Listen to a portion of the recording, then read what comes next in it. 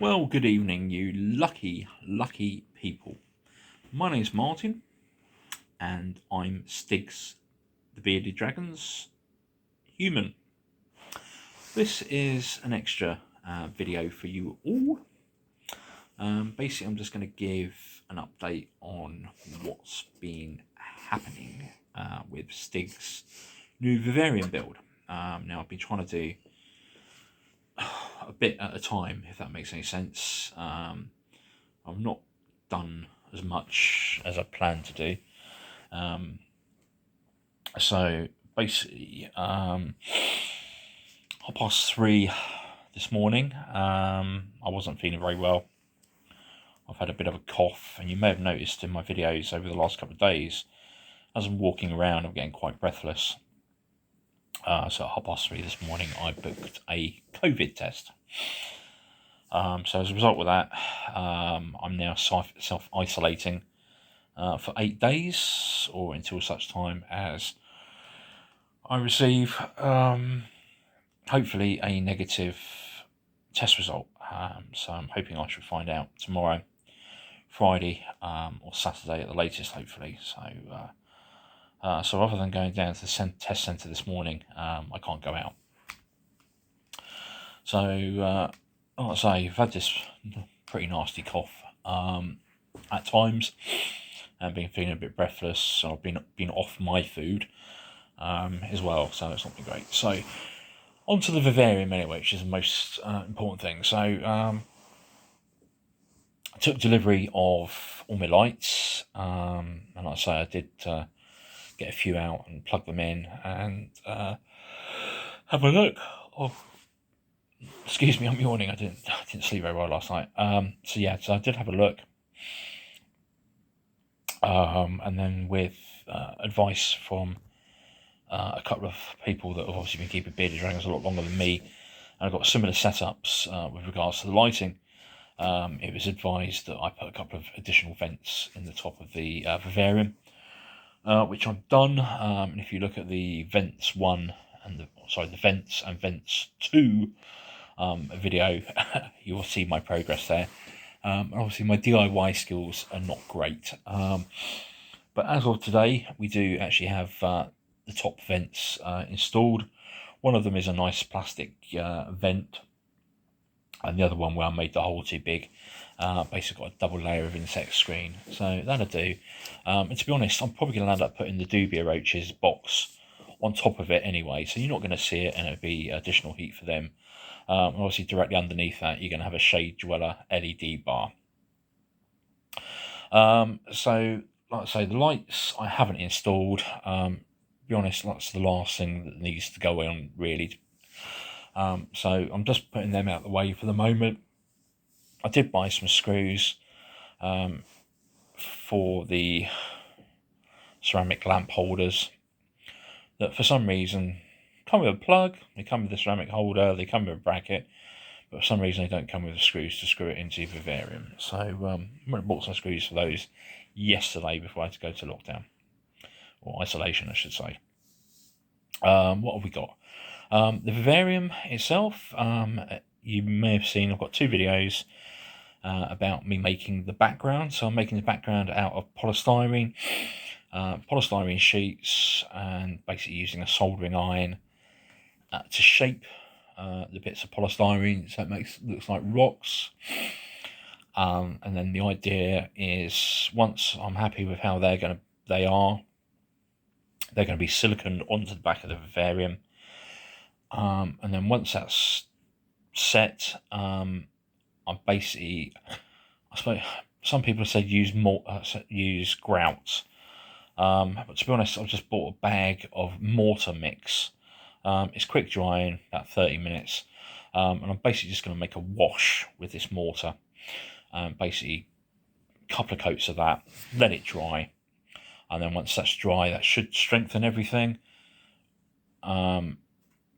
Paint the background with acrylic paint, and then apply some sort of sealant. That's probably going to be some sort of yacht varnish or some sort of waterproof varnish, obviously, because we've got humidity and we've got water in there. So that's the actual the vivarium itself, how we're getting on with that. It's going to be a bioactive setup, so obviously the substrate. Now, to be honest, I'm doing a DIY substrate because the regular supplier, bioactive herpes, or herps, I should say, sadly sold out of the arid bioactive mix that I want. And to be honest, I haven't got £100 to spend on it. So what I've done so far, probably only about 30-40 quid on my DIY bioactive mix at the moment. Obviously, time will tell, how it works. So what I've got in there, I've got some play sand.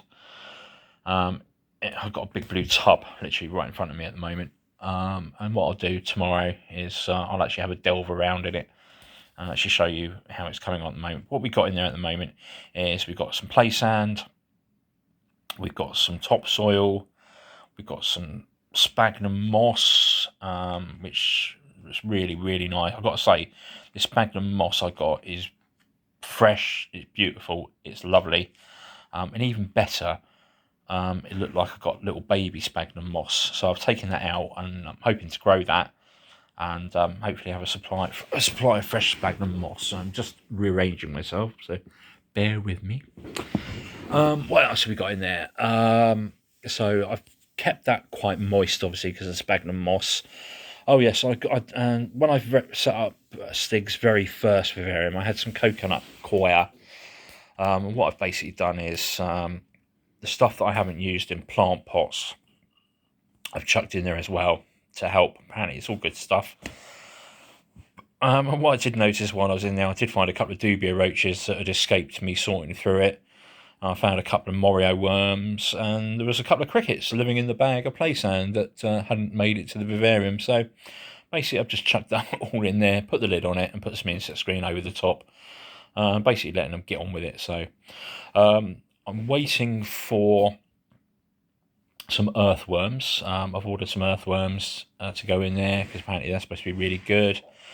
And I've also, what else have I done? I've also some lady very kindly donated a bag of charcoal, wood charcoal for me. Now a lot of people say your initial layer should be hydro balls, but I've seen another video somewhere somebody used charcoal. I think that was Northern Exotics. Very knowledgeable. Love your videos, I will say that. One day, I'd like my videos to be as successful as yours, but it's realistic. It's not going to happen. You got great. I love you. I love the reptiles you got. So I'm using a layer of charcoal. Probably going to get some hydro mats to go over the top of that with some sand, and then basically chuck some more peat, soil, whatever else, topsoil, and play sand over it.